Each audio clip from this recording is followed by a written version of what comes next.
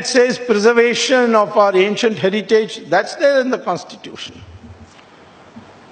And yet, there is a new school which has emerged, which is telling us, particularly the Hindus, that you are being intolerant and you are being exclusive instead of inclusive.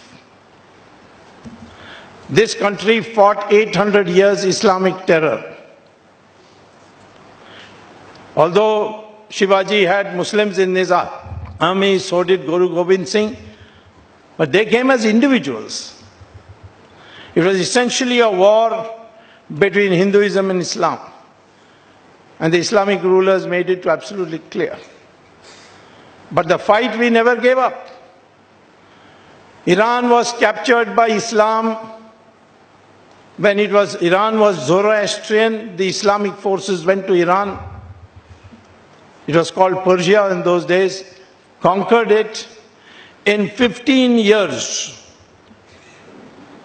they converted 100% of the population of Iran to Islam.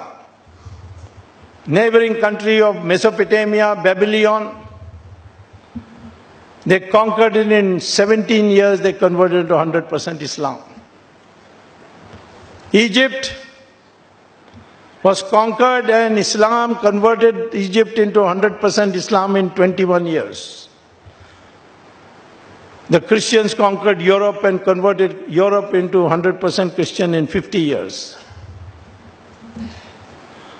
In India, 800 years of Islamic rule, 200 years of Christian rule, and yet we are 80% Hindu even today. But I also say that therefore today they are attacking us for what they call as intolerance. Hindu terror. But as far as Hindu terror is concerned, not one person has been able to say whether in the Vedas or in the Upanishads or in the Gita it says, kill people who don't believe what you believe.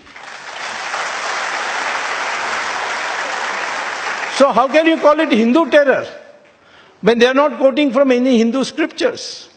It's just a bunch of mad people who may be congressmen in disguise for all I know. Because many of the times we have investigated a matter, we found it's not Hindu terror. It has not got anything to do with Hindus at all. Hindu intolerance is growing. Intolerance is what? Intolerance about what? What have we? Have we prevented anybody from speaking what they want? Has anybody been sent to jail for saying something against the BJP or the RSS? They will spread canards and canards. Mahatma Gandhi was killed by RSS. Which commission inquiry says that? Jawaharlal Nehru said it. But Jawaharlal Nehru is not the final authority. And most of the things that Jawaharlal Nehru said were on the instructions of Edwina Mountbatten. So therefore, today, don't feel put down by those who say intolerance, lack of inclusiveness. What lack of inclusiveness? We BJP people, we RSS people, we Vishwadharishta people, we are trying to bring people as much together as possible. Why did we win the 2014 election and why we are going to win the 2019 election, 2024 election? It's because we are uniting the Hindus.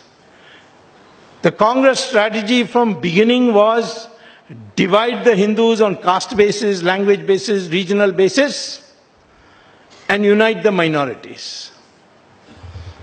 We decided the process of Hindutva, we will try to unite the Hindus.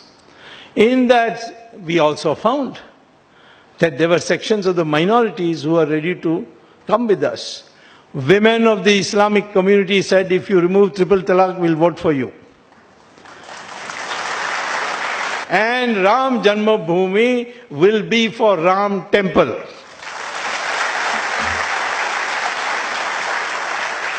Rajdeep Sardesai says instead of temple we should build a hospital. I'm not against building a hospital. across Saryu River for the benefit of Rajdeep. But it will be called a mental hospital, not a physical.